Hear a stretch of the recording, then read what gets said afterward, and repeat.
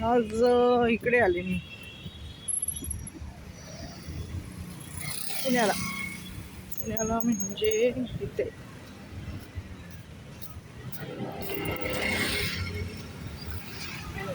दाखवू द्या तुम्हाला. मला जायचे गॅस सिलेंडरचं KYC करायला. आम्हाला इकडे यावं लागतं लांब. कुठे माहिती आहे शाळा कुठे यावं लागतं? इकडे शिवाजीनगर कोर्टाकडे. आता आज चतुर्थी असल्यामुळं बस जात नाही आहे पुढे.